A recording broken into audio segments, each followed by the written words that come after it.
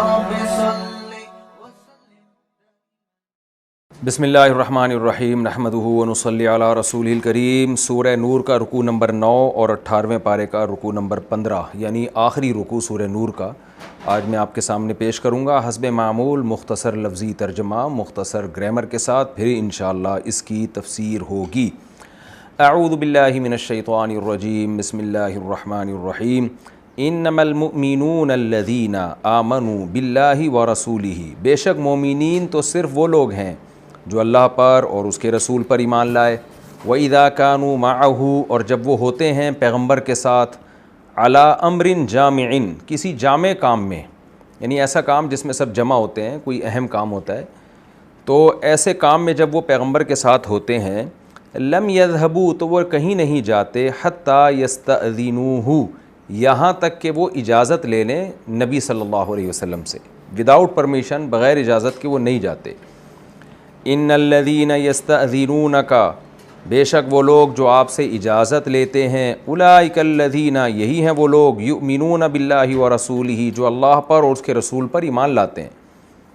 فَإِذَا، پس جب، استأذنوک، یہ لوگ آپ سے اجازت لیں، لبعض شانہم، اپنے بعض کاموں کے لیے، شأن کہتے ہیں حالت کو، کام کو، جب اپنے کسی کام کے لیے یہ آپ سے اجازت لیں، فَأْذَن لِمَنْ شِئْتَ مِنْهُمْ، أَذِنَ يَأْذَنُ، اذناً، اجازت دینا، تو اصل میں تھا اِذن، تو فا کے ساتھ الف سائلنٹ ہو گیا تو حمزہ سے ملا دیا فا کو، فَأْذَن لِمَنْ شِئْتَ مِنْهُمْ، تو آپ اجازت دیں ہر اس شخص کے لیے جس کے لیے آپ چاہیں، یعنی آپ کی مرضی ہے کہ آپ جس کو چاہیں اجازت دیں۔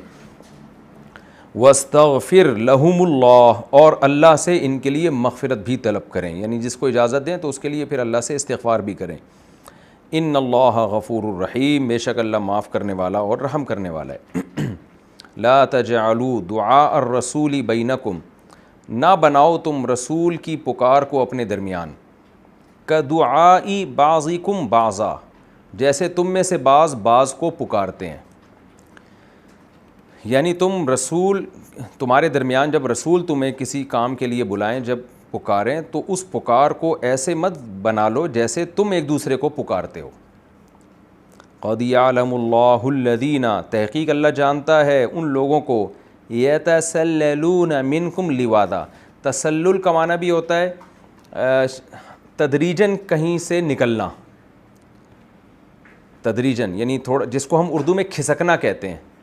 ایک تو ہوتا ہے نا کسی مجلس سے اٹھ کے کوئی شخص چلا جائے، ہم ایک کہتے ہیں کھسک کے نکل گیا، تو یتسللو، تسلل کا معنی آہستہ آہستہ کھسکنا، اور لواذا کہتے ہیں ملاوضہ، باب مفعول ہے، لاوذ یلاوذ ملاوذۃ کا معنی خفیہ، چپکے سے کوئی کام کرنا، یعنی چپکے سے نکلنا، یہاں نکلنا مراد ہے۔ تو لواذا باب مفعولہ کا مصدر فعال کے وزن پہ بھی آتا ہے، جیسے مقاتلہ کو قتال بھی کہتے ہیں۔ تو لواذا یعنی کسی دوسرے سے چھپ کے نکلنا، تو یتسللون منکم لواذا، اللہ جانتا ہے ان لوگوں کو جو تم میں سے چپکے سے کھسک کے نکلتے ہیں، یعنی نبی کے محفل سے۔ فَلْيَحْذَرْ، بس چاہیے کہ بچ کے رہیں، لیحذر تھا اصل میں، الذین، وہ لوگ، یخالفون عن امرہ، جو مخالفت کر رہے ہیں پیغمبر کے حکم کی، کس بات سے ڈریں، کس بات سے بچ کے رہیں، ان تصیبہم فتنۃ، کہ انہیں پہنچ جائے کوئی فتنہ، او یصیبہم عذاب علیم، یا انہیں کوئی دردناک عذاب پہنچ جائے، یعنی اس بات سے ڈریں وہ۔ الا، خبردار سنو، ان للہ ما فی السماوات والارض، اللہ ہی کے لیے ہے جو کچھ آسمانوں میں اور جو کچھ زمین میں، قد یعلم، تحقیق اللہ جانتا ہے، ما، اس حالت کو، انتم علیہ، جس حالت پر تم لوگ ہو، اللہ تمہارے اعمال کو، حالات کو خوب جانتا ہے۔ وَيَوْمَ يُرْجَعُونَ إِلَيْهِ، اور جس دن یہ لوگ لوٹائے جائیں گے اللہ کی طرف، فَيُنَبِّئُهُم بِمَا عَمِلُوا، تو جو عمل یہ کر آئے ہیں اللہ ان کو اس کی خبر دے گا۔ وَاللَّهُ بِكُلِّ شَيْءٍ عَلِيمٌ، اور اللہ ہر چیز کا جاننے والا ہے۔ آسان رکوع ہے، اس کا ترجمہ ہو گیا، میں اس کی تفسیر بیان کرتا ہوں۔ سورہ نور کا آخری رکوع، آپ کو پتہ ہے سورہ نور میں اللہ نے بہت سارے احکام دیے جن کا زیادہ تر حیا اور پردے سے تعلق ہے، اور خاندانی نظام سے تعلق ہے، تہذیب سے تعلق ہے۔ تو انہی حکام میں اللہ نے پچھلے رکوع میں فرمایا تھا کہ جو منافق لوگ ہوتے ہیں، جب ان کے اگینسٹ کوئی حکم جاتا ہے تو وہ اسلام کو چھوڑ دیتے ہیں، اور جب اسلام ان کے فیور میں جا رہا ہو تو اللہ اور اس کے رسول سے فیصلہ کرواتے ہیں۔ تو یہ آیت جو ہے نا، یہ سورت جو ہے سورہ نور، اس کا آخری رکوع اسی مضمون پہ ختم ہوا ہے کہ شریعت کا حکم تمہارے فیور میں جا رہا ہو یا تمہارے اگینسٹ جا رہا ہو، تم نے ہر صورت میں اس کو فالو کرنا ہے۔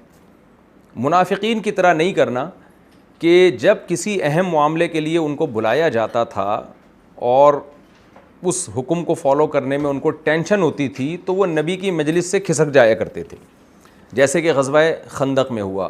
تو غزوہ خندق ہی اس کا شان نزول ہے۔ غزوہ خندق میں جب نبی صلی اللہ علیہ وسلم نے چاروں طرف خندقیں کھودی ہیں تو بہت زیادہ محنت ہوئی ہے اس میں، اور حضرت سلمان فارسی کے مشورے سے بہت بڑے ایریے پہ جو ہے وہ خندقیں کھودی گئی تھی تاکہ دشمن کے گھوڑے ان خندقوں کو کراس نہ کر سکیں۔ اب یہ کتنی مشکل، یعنی اتنا مشکل کام تھا نا کہ منافقین نے یہاں نبی کی مجلس سے اٹھ کے بہانے کر کے جانا شروع کر دیا۔ صحابہ تو امرن جامع ہے نا، جس کو قرآن نے کہا امر جامع، ایسا معاملہ جس میں سب جمع ہے، جو سب کو مل کے کرنا ہے وہ کام۔ تو ایسے اجتماعی کاموں میں آپ اپنی جان چھڑانا شروع کر دیں اور کھسکنا شروع کر دیں مختلف بہانے کر کے، یا بغیر اجازت کے آپ جانا شروع کر دیں، تو اس سے دوسروں کی بھی حوصلہ شکنی ہوتی ہے اور جو ہے یہ غیرت کے بھی خلاف ہے۔ تو خندق میں ایسا ہوتا تھا کہ صحابہ کرام جب بہت ہی قسمہ پرسی میں تھے، بھوک سے حالت خراب، تو منافقین کیا کرتے تھے، وہ بغیر اجازت کے نبی صلی اللہ علیہ وسلم کی مجلس سے اور ایسے اجتماعی کاموں سے کھسک جایا کرتے تھے بہانے کر کے، اور چپکے سے نکلتے تھے تاکہ پتہ بھی نہ چلے۔ ظاہر ہے لوگ اپنے کام میں مشغول ہیں، کسی کو کیا پتہ کہ کون یہاں ہے کون جا رہا ہے۔ تو اس پہ قرآن میں یہ آیتیں نازل ہوئیں کہ انما المؤمنون الذین آمنوا باللہ ورسولہ، مومنین تو صرف وہ لوگ ہیں جو اللہ اس کے رسول پر ایمان لاتے ہیں، اور ایمان کی ایک علامت کیا ہے، وَإِذَا كَانُوا مَعَهُ عَلَىٰ أَمْرٍ جَامِعٍ، جب کسی جامع کام میں وہ نبی کے ساتھ ہوتے ہیں، لم يذهبوا، تو جاتے نہیں ہیں، حتیٰ يستأذنوه، جب تک کہ نبی سے اجازت نہ لے لیں۔ یعنی واقعی اگر کوئی کام ہوتا ہے تو ایسے معاملات میں بغیر پرمیشن کے آپ امیر اور جو بھی آپ کا جنگی کمانڈر ہے اس کی اجازت کے بغیر نکل جانا، اس سے پورا نظم خراب ہوتا ہے اور اس سے حوصلہ شکنی ہوتی ہے۔ تو آپ کو اگر کوئی عذر ہے تو آپ اپنے امیر کے سامنے پیش کریں اس کو، پھر امیر اس میں دیکھے گا کہ تبھی آگے قرآن نے کہا پھر اگر وہ اجازت لیں تو آپ پر اجازت دینا لازم نہیں ہے، جیسے کہ اگلی آیتوں میں آ رہا ہے کہ جب یہ آپ سے اپنے بعض کاموں کے لیے اجازت طلب کریں فَأَذَن لِمَنْ شِئْتَ مِنْهُمْ، تو پھر آپ پر ہے کہ آپ اجازت دیں یا نہ دیں۔ وجہ اس کی یہ کہ بعض دفعہ اجازت لینے والا سمجھ رہا ہوتا ہے میرا عذر قوی ہے، لیکن جو بھی امیر ہے اس موقع پہ، جو بھی کمانڈر ہے، اس کو پتہ ہے کہ اس کا عذر اگرچہ مضبوط ہے لیکن جانے میں جو نقصان ہوگا وہ اجتماعی نقصان ہوگا، تو آپ کے قوی عذر کے باوجود بھی وہ آپ کو نہیں بھیجے گا۔ تو اس لیے اللہ نے کہا کہ اجازت بھی لو، اور اجازت ملنے کے بعد اگر وہ درخواست تمہاری منظور ہوتی ہے تو جاؤ، منظور نہیں ہوتی تو نہیں جاؤ، کیونکہ یہ امیر پر ہے کہ وہ آپ کو اجازت دیتا ہے کہ نہیں دیتا۔ تو یہ دونوں چیزیں جہاں پائی جائیں گی تو پھر اس کی علامت ہے کہ تم اسلامی حکام کو فالو کر رہے ہو، اور ان دونوں باتوں میں سے کسی ایک حکم کو بھی فالو نہیں کیا، اجازت ہی نہیں لی، یا اجازت غلط چیز کے لیے بنتا نہیں تھا عذر، یا اجازت لی لیکن امیر نے اجازت نہیں دی پھر بھی آپ نکل گئے، تو یہ منافق ہونے کی علامت ہے، یہ اس کی علامت ہے کہ آپ ایمان میں کامل نہیں ہو۔ تو اللہ تعالیٰ فرماتے ہیں ان الذین یستأذنونک، بے شک وہ لوگ جو آپ سے اجازت مانگتے ہیں، اولئک الذین یؤمنون باللہ ورسولہ، یہ وہ لوگ ہیں جو اللہ اس کے رسول پر ایمان لائے ہیں، کیونکہ یہ حقیقت میں اسلام کو فالو کر رہے ہیں۔ فَإِذَا اسْتَأْذَنُوكَ لِبَعْضِ شَأْنِهِمْ، اے نبی جب یہ آپ سے اپنے بعض کاموں کے لیے اجازت طلب کریں، یعنی ان کی جو ذمہ داری ہے اجازت لے کے جائیں، اب آپ بھی کیا ذمہ داری ہے، جب بھی کوئی اجازت لے گا تو آپ نے ہر قیمت پہ اجازت دینی ہے، ہر قیمت میں اجازت دینی ہے، کیونکہ نبی صلی اللہ علیہ وسلم کو یہ خیال ہو سکتا تھا کہ اللہ نے صحابہ کو حکم دیا ہے کہ جو بھی جائے گا اجازت لے کے جائے گا، تو جب کوئی اجازت لے رہا ہے تو اب گویا مجھ پہ واجب ہو گیا کہ میں اس کو اجازت دوں، کیونکہ اس نے اللہ کے حکم کو پورا کیا۔ تو اللہ پیغمبر صلی اللہ علیہ وسلم کو یہ فرما رہے ہیں کہ نہیں، اس کی ذمہ داری اجازت لینا، لیکن آپ پر لازم نہیں ہے، آپ نے اجتماعی امور کو دیکھنا ہے کہ بعض دفعہ اس کا کوئی میت ہو گئی ہے، کوئی گھر میں شدید بیماری ہے، ٹھیک ہے اس کا عذر مضبوط ہے، لیکن ابھی جنگ میں اگر آپ نے اجازت دے دی تو یہاں افرادی قوت کمزور ہو جائے گی، اس سے جو نقصان ہوگا وہ بہت زیادہ نقصان ہوگا۔ تو اس لیے آپ پر ڈیپینڈ کرتا ہے، آپ پر مدار ہے اس کا کہ آپ دیکھیں، اور یہ دیکھیں نبی صلی اللہ علیہ وسلم کو تو حکم ہے، لیکن یہ قیامت تک کے لیے حکم ہے، جو بھی جنگ میں کمانڈر ہوگا، امیر ہوگا، اجتماعی نظم یا اور جنگ نہ بھی ہو، کہیں بھی کوئی بھی اجتماعی نظم ہے تو اس میں امیر کی اطاعت لازم ہے، اور امیر سے پرمیشن لیے بغیر جانا بھی جائز نہیں، اور امیر پر بھی لازم نہیں ہے کہ ہر اجازت لینے والے کو وہ اجازت دے بھی، تو یہ اس پر ہے اس کا مدار۔ فَإِذَا اسْتَأْذَنُوكَ لِبَعْضِ شَأْنِهِمْ، پس یہ اپنے بعض کاموں کے لیے اگر آپ سے اجازت طلب کرتے ہیں، فَأْذَن لِمَنْ شِئْتَ مِنْهُمْ، تو آپ ان میں سے جس کو چاہیں اجازت دیں، وَاسْتَغْفِرْ لَهُمُ اللَّهُ، اور اللہ سے ان کے لیے استغفار بھی کریں، یعنی جس کو اجازت دیں تو احتیاط اسی میں کہ استغفار بھی کریں، اس لیے کہ بعض دفعہ انسان یہ سمجھ رہا ہوتا ہے کہ میرا عذر بہت قوی ہے، لیکن حقیقت میں وہ قوی ہوتا نہیں ہے، طاقتور عذر ہوتا نہیں ہے، تو احتیاط اسی میں ہے کہ اللہ سے استغفار بھی کیا جائے۔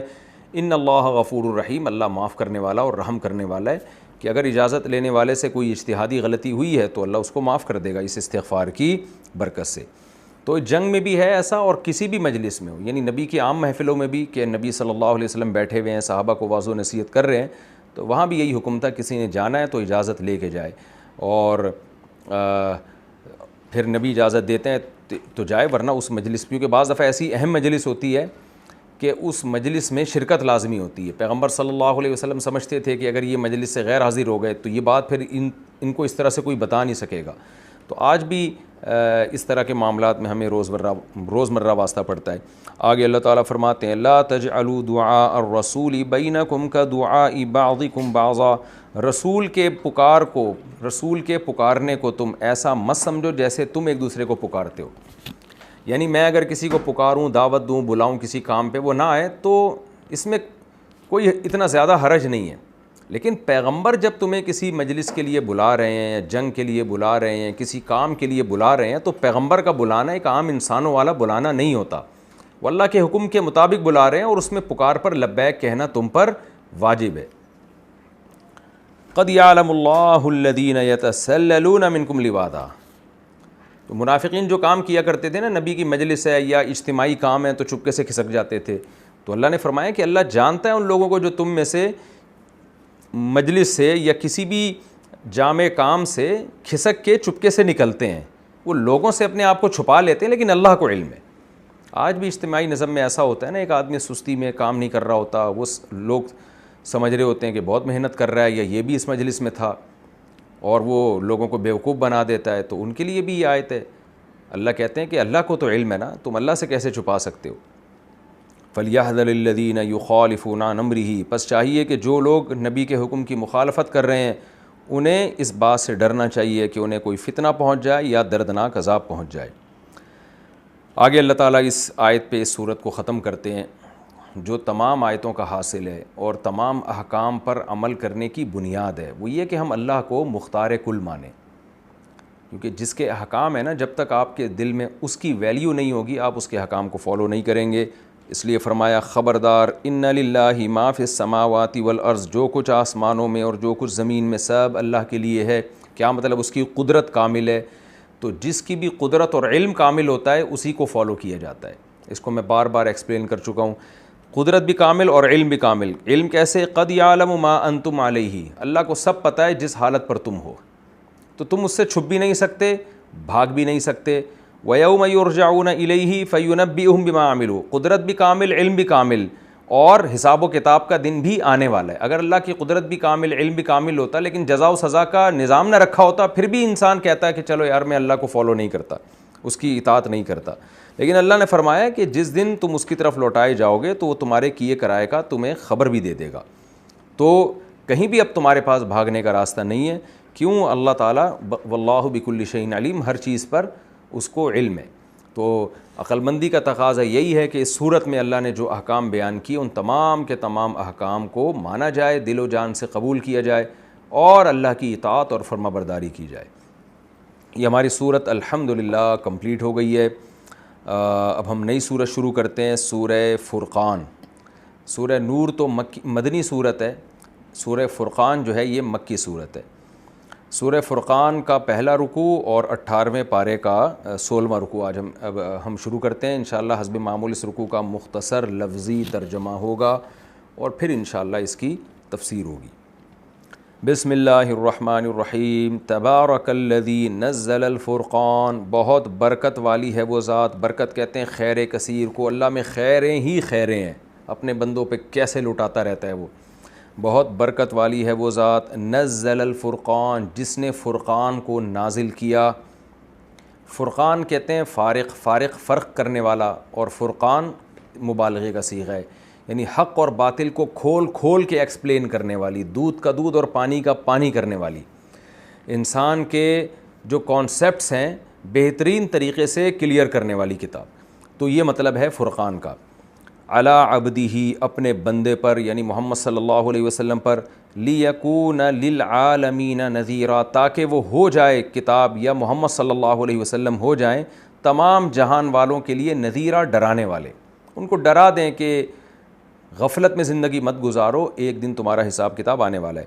الذی، یہ اللہ وہ ذات ہے، لہو ملک السماوات والارض، جس کے لیے آسمانوں اور زمین کی بادشاہی ہے، ولم یتخذ ولدا، اور اس نے نہیں ٹھہرایا کسی کو اولاد، ولم یکن لہ شریک فی الملک، اور حکومت میں اس کے ساتھ کوئی شریک بھی نہیں ہے، وخلق کل شیء، اور ہر چیز کو اس نے بنایا ہے، فقدرہ، پھر اس چیز کا اندازہ ٹھہرا لیا اس نے، تقدیراً اندازہ ٹھہرانا یعنی بہترین طریقے سے اندازہ ٹھہرا لیا، تفسیر میں ڈیٹیل آئے گی انشاءاللہ۔ واتخذوا من دونہ آلہہ، اور انہوں نے ٹھہرا لیے ہیں اس خدا کے علاوہ، اس اللہ کے علاوہ، آلہۃً، بہت سے معبود، الہ کی جمع آلہہ، لا یخلقون شیئا، جن معبودوں نے کچھ بھی پیدا نہیں کیا، وہم یخلقون، جبکہ وہ خود پیدا کیے گئے ہیں، ان معبودوں کو تو اللہ نے بنایا ہے، ولا یملکون لانفسہم، اور یہ معبود مالک نہیں ہیں خود اپنی جانوں کے لیے، ضرًا، نہ تو نقصان کے مالک ہیں، ولا نفعًا، اور نہ نفع کے مالک ہیں، ولا یملکون موتاً، اور نہ یہ موت کے مالک ہیں، ولا حیاتاً، اور نہ زندگی کے مالک ہیں، ولا نشورا، اور نہ دوبارہ پیدا کرنے، نشر کا مطلب قیامت کے دن جو نشر ہوگا، دوبارہ زندہ کرنے کے بھی یہ مالک نہیں ہیں، ان کے پاس اختیار نہیں ہے۔ وقال الذین کفروا، اور کافر لوگوں نے کہا، ان ھذا الا، نہیں ہے یہ قرآن مگر افکن، ایک جھوٹ، افتراہ، جس جھوٹ کو محمد صلی اللہ علیہ وسلم نے گھڑ لیا ہے، افطارا یا تھا نا اصل میں افطرا، جھوٹ گھڑنا، اس جھوٹ کو گھڑ لیا ہے، افطارا، اس نے یعنی محمد صلی اللہ علیہ وسلم نے، وَأَعَانَهُ عَلَيْهِ، اور اعانت کی ہے، اعانہ اکرمہ کی طرح، اصل میں اعوانہ تھا، عون مدد کو کہتے ہیں، معین کہتے ہیں نا مددگار، معاونت، تعاون، یہ سب اسی سے نکلے ہوئے الفاظ ہیں۔ وَأَعَانَهُ، اور محمد صلی اللہ علیہ وسلم کی ہو سے مراد نبی صلی اللہ علیہ وسلم نے، اور مدد کی ہے محمد صلی اللہ علیہ وسلم کی، علیہ، اس قرآن کو بنانے میں، اس قرآن پر، قوم آخرون، دوسرے لوگوں نے بھی، یعنی بہت سے لوگ ان کو سپورٹ کر رہے ہیں اور پھر یہ آیتیں بنا کے لا رہے ہیں معاذ اللہ۔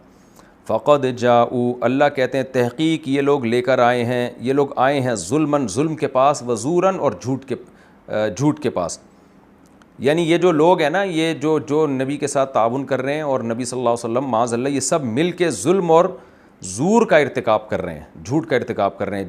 یہ مطلب بھی ہو سکتا ہے، جو ظاہر ہے وہ غالب یہ ہے کہ یہ اللہ کا کلام ہے، کہ اللہ کہہ رہے ہیں فقد جاؤ ظلماً وزورا، یہ لوگ ظلم اور زور کا ارتکاب کر رہے ہیں، یہ جھوٹ بول رہے ہیں اور ظالم ہیں۔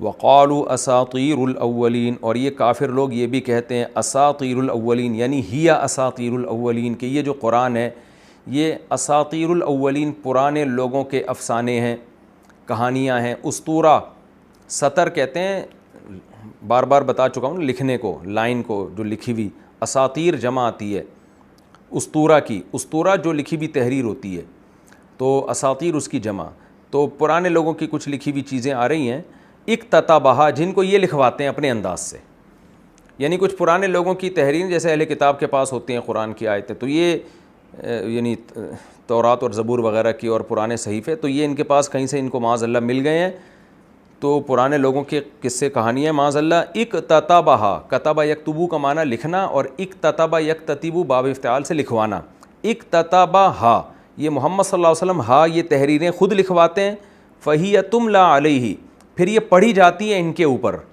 یعنی پھر ان کے اصحاب جو ہے نا یہی تحریریں ان کو پڑھ کے سناتے ہیں، بکرتن واصیلا، صبح بھی اور شام بھی۔ تملا، املا آج بھی اردو میں لفظ استعمال ہوتا ہے، کہتے ہیں فلاں نے مجھے املا کرایا، کیا مطلب؟ میں بولتا رہا اور وہ لکھتا رہا، تو یا وہ بولتا رہا میں لکھتا رہا تو اس نے مجھے املا کرایا۔ املا کہتے ہیں کسی سے کچھ لکھوانا، تو جب لکھواتے ہیں آپ تو پڑھتے ہیں نا اس کے سامنے، تو یہاں مراد ہے پڑھنا۔ فہی تملا علیہ، بس یہ آیتیں پڑھی جاتی ہیں محمد صلی اللہ علیہ وسلم پر بکرتن و اصیلا، صبح بھی اور شام بھی، یعنی دن رات ان کے اصحاب یہ انہی سے لکھتے ہیں، پھر انہی کو پڑھ پڑھ کے سناتے ہیں۔ قل انزلہ، اے نبی کہہ دیجئے، انزلہ الذی، نازل کیا ہے اس قرآن کو، الذی، اس ذات نے، یعلم السر، جو پوشیدہ باتیں جانتا ہے، فی السماوات والارض، آسمانوں میں اور زمین میں، انہ کان غفورا رحیما، بے شک وہ بہت معاف کرنے والا اور رحم کرنے والا ہے۔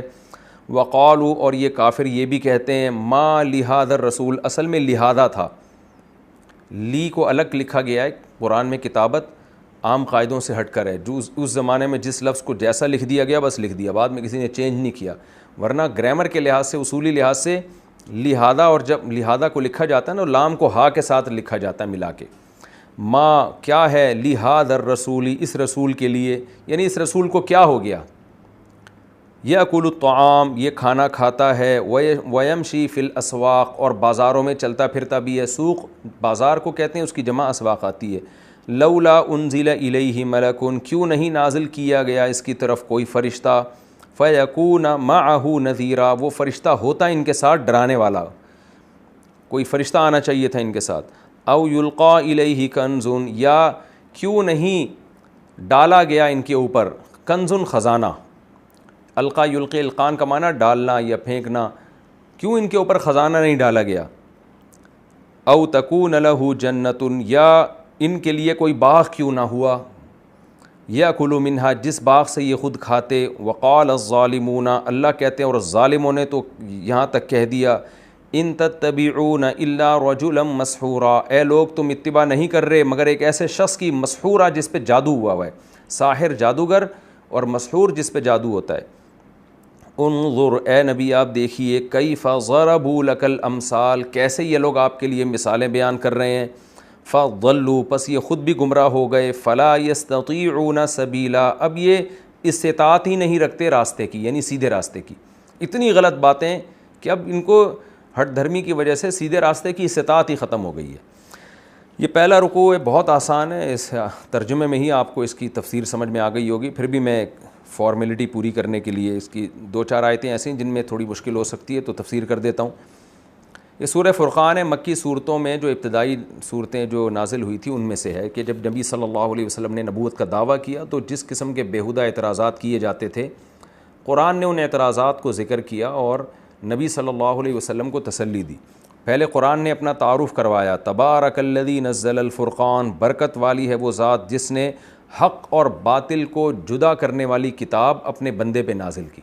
اسی میں اللہ نے قرآن کا انٹروڈکشن کر دیا کہ یہ جو الزامات قرآن پہ لگ رہے ہیں نا، جادو ہے اور یوں ہے اور لوگ لکھ لیتے ہیں، تو اگر یہ نقل کردہ چیزیں ہوتی تو حق اور باطل کو اس طرح سے تھوڑی ایکسپلین کر رہی ہوتی۔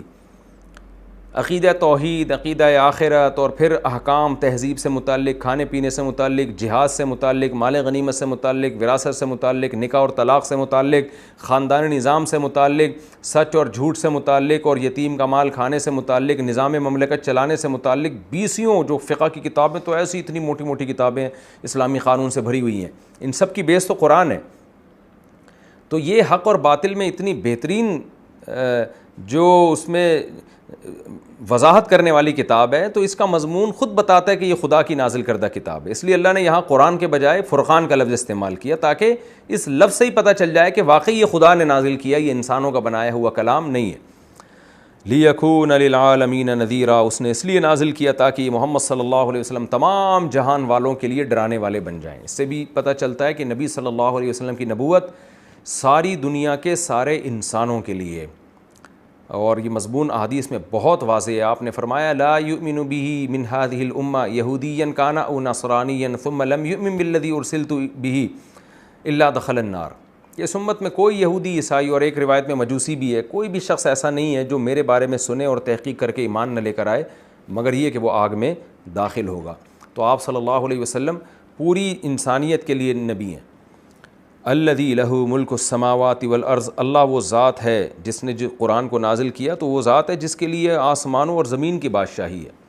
ایک انسان کو وہم ہوتا ہے بھئی ہمارے ہاتھ میں جو قرآن ہے یہ خدا اللہ نے نازل کیا، تو پتہ نہیں کس اللہ کی بات ہو رہی ہے۔ تو اللہ کہتے ہیں وہی اللہ جو ساری کائنات کا خالق ہے، کوئی چھوٹی ذات نہیں ہے جس نے اس کلام کو نازل کیا. وہی اللہ جس کے ہاتھ میں آسمانوں اور زمین کی بادشاہت ہے.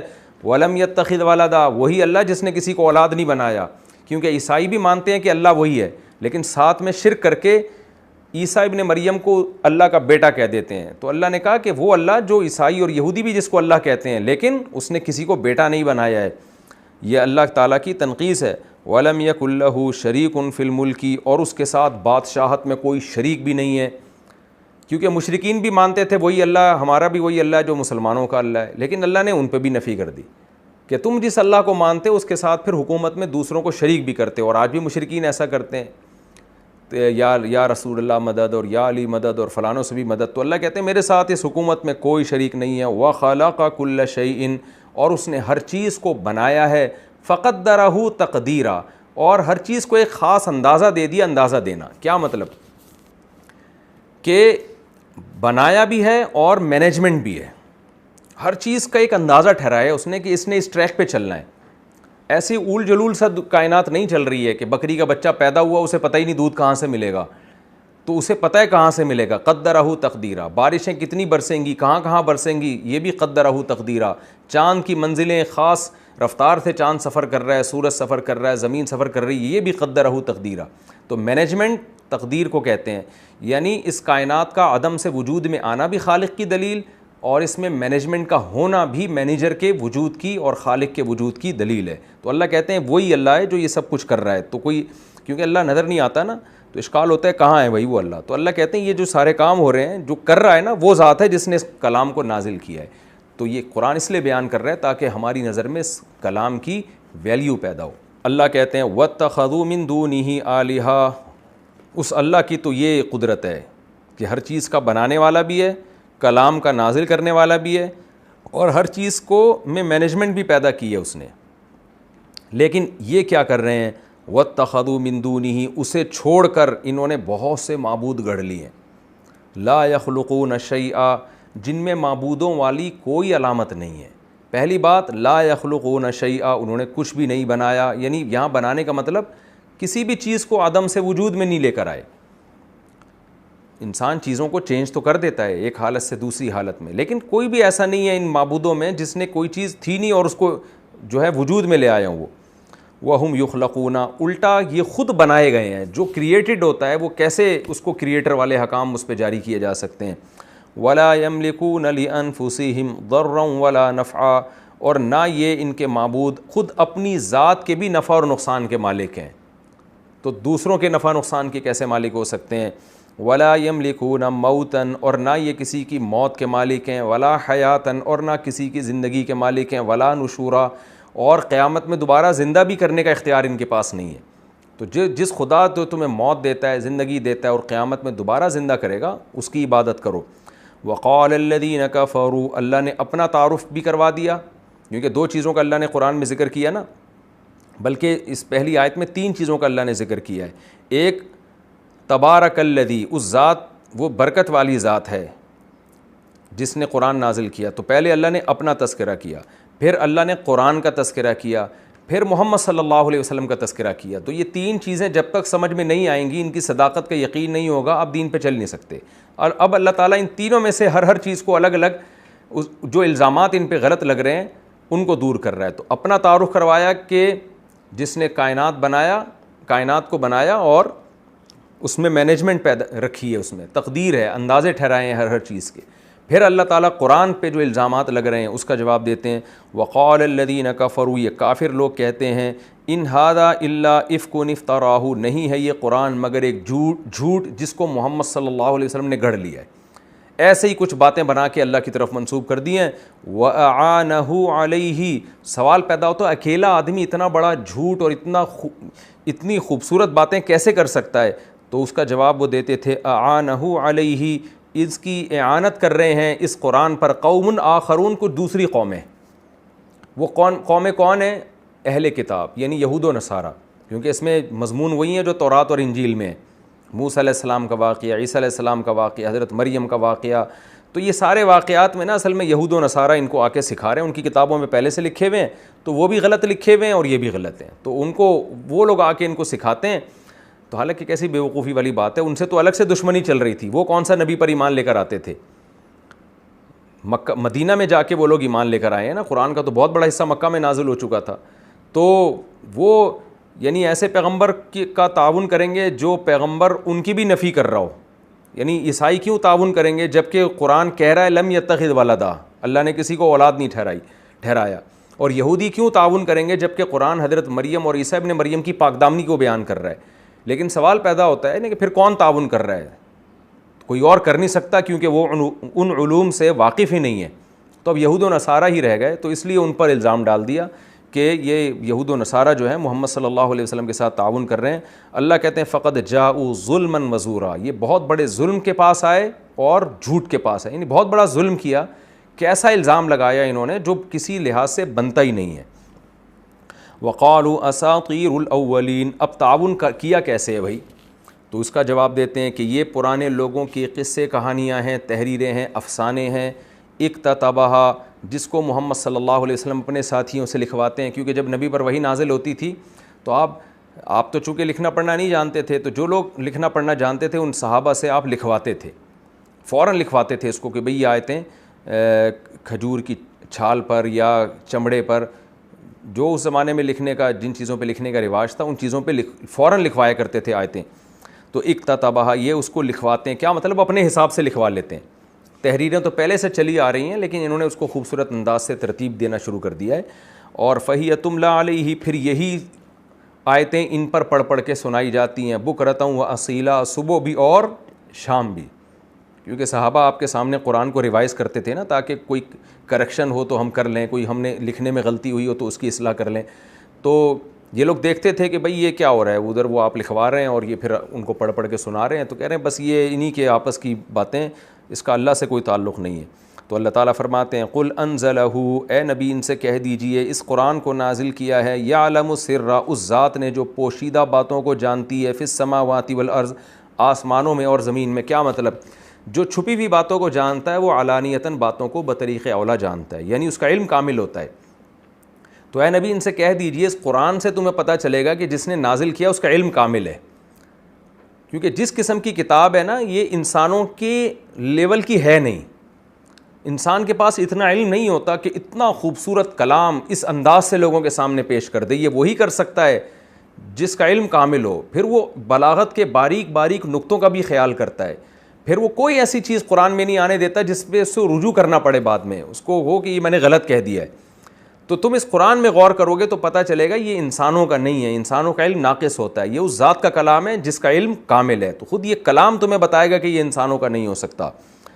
انہ کان غفور الرحیم, واقعی وہ غفور اور رحیم ہے. کیا مطلب؟ تم اتنی بری باتیں جو کر رہے ہو تو ہونا تو چاہیے تھا کہ تم پر فوراً عذاب آتا, لیکن وہ غفور اور رحیم ہے, بندوں کو توبہ کی مہلت دیتا ہے اور مہربان ہے. تو تمہارے اتنے بڑے بڑے اعتراضات پر بھی تمہیں سزا نہیں مل رہی, کیونکہ مشرکین یہ بھی کہتے تھے ہم تو اس کا مذاق اڑا رہے ہیں قرآن کا, اور ہم تو کہہ رہے ہیں یہ افسانے ہیں, تو ہم پہ عذاب کیوں نہیں آتا؟ تو اس کا اللہ نے بتایا کہ اللہ کو کے علم میں تھا نا کہ انہی اعتراض کرنے والوں میں بہت سے لوگ بعد میں ایمان بھی لائیں گے. وقالوا ما لهذا الرسول, اللہ نے اپنی صفات بھی بیان کر دیں, اور اللہ نے قرآن پہ جو الزام تھا وہ بھی دفع کر دیا, دور کر دیا. اب نبی صلی اللہ علیہ وسلم پہ قرآن نازل ہوا ہے تو اللہ اپنے حبیب صلی اللہ علیہ وسلم کی پوزیشن واضح کر رہے ہیں, کیونکہ مشرکین آپ پہ بھی الزام لگاتے تھے. وہ کہتے تھے بھائی اگر یہ اللہ کا کلام ہے تو اس کا مطلب یہ اللہ کے پیغمبر ہیں, لیکن کام تو ان کے وہی ہیں جو عام انسانوں کے کام ہوتے ہیں. تو وہ کہا کرتے تھے وقالوا ما لهذا الرسول, وہ کہتے ہیں ما لهذا الرسول, اس رسول کو کیا ہو گیا ہے, یاکل الطعام, یہ تو کھانا کھاتا ہے, ویمشی فی الاسواق, اور یہ بازاروں میں چلتے ہیں خریداری کے لیے, یعنی یہ تو ہماری طرح کے انسان ہیں. اگر یہ واقعی اللہ کے رسول ہے تو ان کو تو کھانے کی حاجت ہی نہیں ہونی چاہیے, کیونکہ یہ بھی بھوک لگتی ہے ان کو بھی, ہمیں بھی, تو ان میں ہم میں کوئی فرق تھوڑی ہوا. تو رسول تو کوئی الگ ہی مخلوق ہونی چاہیے, اور یہ بازار میں خریداری کے لیے ضرورت پوری کرنے کے لیے جاتے ہیں, تو ہم بھی وہی کام کرتے ہیں. لولا انزل الیہ ملک, ان پر کوئی فرشتہ کیوں نہیں ہے ان کے پاس؟ چلو یہ فرشتے نہ ہوتے, یہ انسان ہی ہوتے, لیکن کوئی فرشتہ ہر وقت ان کے ساتھ گھومتا جسے دیکھ کے ہم کہہ لیتے کہ واقعی یہ محمد صلی اللہ علیہ وسلم اللہ کے پیغمبر ہیں. فیکون معہ نذیرا, تو وہ ہوتا ہے ان کے ساتھ ڈرانے والا. یہ خود کیوں ڈرا رہے ہیں؟ اللہ کسی فرشتے کو ان کے ساتھ بھیج دیتا, فرشتہ ہمیں ڈراتا رہتا ہے تو ہم ڈر جاتے. او یلقا الیہ کنز، یا فرشتہ نہ بھی ہوتا تو کم از کم یہ عام انسانوں سے بڑھ کے تو ہوتے نا. چلو ان میں بشریت والی چیزیں ہوتی، کھانا بھی کھاتے اور فرشتہ بھی ان کے ساتھ نہ ہوتا، عام بشر ہوتے، لیکن بشر میں بھی اعلیٰ درجے کے بشر ہوتے نا، مالدار جسے کہتے ہیں. یہ تو مسکین کیوں ہیں؟ تو ان کے پاس خزانے بھی ہونے چاہیے تھے اور ان کا اپنا باغ ہونا چاہیے تھا، یعنی ویل سیٹلڈ جسے کہتے ہیں نا، اور اکنامکلی مضبوط مالدار ہوتے. تو سردار مالداروں کا کام ہے بننا، غریب اور مسکین سردار نہیں ہوتا. یعنی آیتوں میں ربط آپ نے دیکھا نا، شروع میں تو انہوں نے یہ اشکال کیا مشرکین نے کہ یہ انسان کیوں ہیں، کھانا کھاتے ہی کیوں ہیں یہ. پھر دوسرا یہ تھا کہ چلو یعنی ان کو فرشتہ ہونا چاہیے تھا. پھر دوسرا اس سے بڑھ کر انہوں نے یہ کہا کہ چلو فرشتہ نہیں بھی ہیں تو ان کے ساتھ فرشتہ ہوتا. تیسرا اس سے بھی بڑھ کر چلو ساتھ میں فرشتہ بھی نہ ہوتا، یہ کھانے پینے کے محتاج بھی ہوتے تو غریب تو نہ ہوتے نا، کم از کم خزانے ہوتے اور اپنے باغات ہوتے، تو ایک مالدار انسان ہوتے. او یلقا الیہ کنز، ان پر خزانے کیوں نازل نہیں ہوئے. او تکون لہ جنت، یا ان کے پاس باغ کیوں نہیں ہے، یاکل منہا جس سے جا کے یہ کھاتے. وقال الظالمون، اور ظالم لوگوں نے یہاں تک کہہ دیا، ان تتبعون الا رجلا مسحورا، اے لوگ تم اتباع نہیں کر رہے مگر ایک ایسے شخص کی جس پہ جادو ہو گیا ہے. معاذ اللہ معاذ اللہ.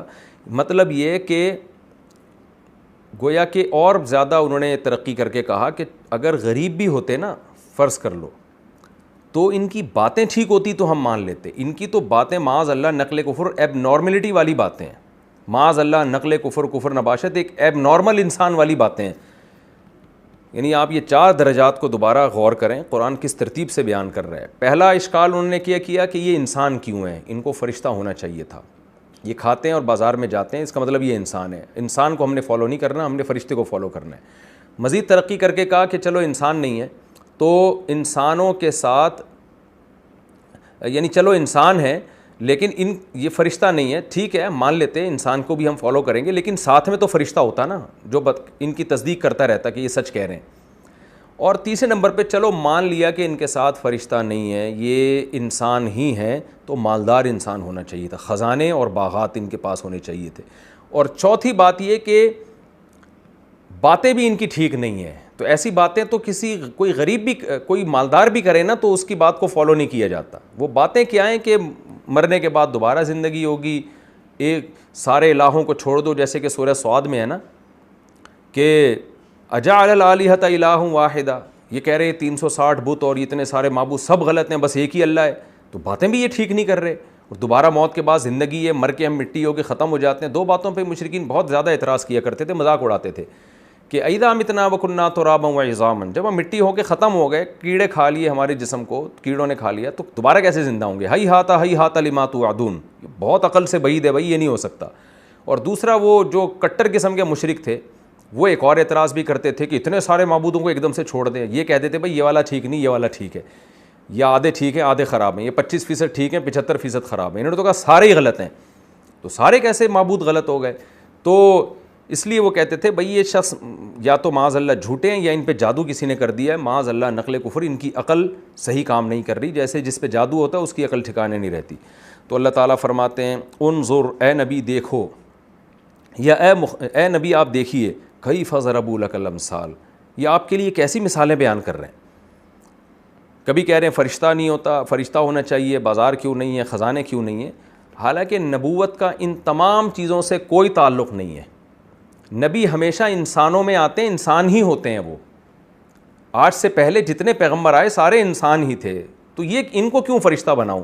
اور دوسرے مقام پہ سورہ بنی اسرائیل میں اللہ نے اس اشکال کا بھی جواب دیا کہ اگر یہ فرشتہ بنتے تو انسانی شکل میں آتے، پھر یہ اعتراض ہوتا تمہیں کہ ہمیں کیا پتہ چلے گا کہ یہ فرشتے ہیں، انسان نہیں ہیں. تو وہ اشکال ہوتا. پھر یہ کھاتے پیتے نہیں اور سچی مچی کے فرشتے ہوتے تو پھر بہت سے لوگ اس بیس پہ فالو نہیں کرتے کہ ان کو تو وہ ضرورتیں ہی نہیں ہیں جو ہمیں ضرورتیں ہیں، تو ہم فالو کیوں کریں ان کو. بہت سارے اشکالات تو پھر بھی قائم ہو جاتے. تو ہمیشہ سے پیغمبر انسان ہی آئے ہیں تو انسان ہی پیغمبر ہوتے ہیں، تو یہ کوئی اچھمبے کی بات نہیں. دوسری بات یہ کہ ان کے ساتھ فرشتہ کیوں ہوتا. جتنے پیغمبر دنیا میں آئے ہیں سارے، ابراہیم علیہ السلام کو تو مشرکین مکہ بھی پیغمبر مانتے تھے، ان کے ساتھ کیا فرشتے گھوما کرتے تھے. پھر اگر فرشتہ ہی ساتھ میں لگانا ہوتا تو پھر فرشتے ہی کو اللہ بنا دیتے. اور مالدار اور غربت کا تعلق، کہ تم جو کہتے ہو مالدار ہونا چاہیے تھا ان کو تاکہ بازار میں جانے کی نوبت نہ آتی اور وہ اپنے باغ سے ہی کھا لیتے. تو مالداری اور غربت یہ تمہاری نظر میں کسی کے بڑے اور چھوٹے ہونے کا ذریعہ ہے، اللہ کی نظر میں اعمال ہیں. تو محمد صلی اللہ علیہ وسلم 40 سال آپ کی زبان سے کبھی جھوٹ نہیں نکلا. یہ تو اگر اللہ مالداروں کو فوکس کرتا کہ پیغمبر بنایا جائے تو اس کا مطلب پڑھے لکھے لوگ، سمجھدار لوگ اللہ پہ اشکال کرتے کہ اللہ کہ تیری نظر میں اچھائی اور برائی کا معیار یہ ہے کہ کوئی پیسے والا ہے یا غریب ہے. یہ کہاں سے معیار ہو گیا ہے؟ یہ تو کہیں بھی کرائٹیریا ہو ہی نہیں سکتا کسی چیز کا. اور باتیں جہاں تک تم یہ کرتے ہو کہ یہ باتیں ایسی کرتے ہیں کہ گویا ان پہ جادو ہو گیا ہے، تو ان کی باتیں سنو. کیا کبھی کسی جادوگر کی یا کسی پہ جادو ہو جائے ایسی عقل مندی کی باتیں کر رہا ہوتا ہے وہ، اور اس طرح سے ایسے اشکالات کا جواب دے رہا ہوتا ہے وہ؟ یہ ساری باتیں غلط ہیں. اس لیے اللہ تعالیٰ نے فرمایا کہ انظر کیف ضربوا لک الامثال، ہے نبی دیکھو آپ کے لیے کیسی مثالیں بیان کر رہے ہیں. فضلوا، یہ مثالیں بیان کر کے انہوں نے اپنا نقصان کیا، یہ خود گمراہ ہو گئے ہیں. فلا یستطیعون السبیلا، اور ایسی دلوں پہ مہر لگ گئی ہے اب ان میں سیدھے راستے کی استطاعت ہی نہیں ہے. تو یہ ہمارا رکوع سورہ فرقان کا پہلا رکوع. اس میں ظاہر ہے چونکہ مکی صورت ہے تو عقائد اور قرآن کی صداقت ہی کی باتیں. آپ کو عربی آئے گی تو ان صورتوں کے پڑھنے میں مزہ آئے گا، اردو کے ترجمے میں وہ چاشنی نہیں ہے. تو بہت مزہ آتا ہے جب ہم سورہ فرقان پڑھتے ہیں نا، کیسے خوبصورت انداز میں اللہ نے ان کے اعتراضات کے جوابات دیے. وقالوا ما لهذا الرسول يأكل الطعام ويمشي في الأسواق لولا أنزل إليه ملك فيكون معه نذيرا.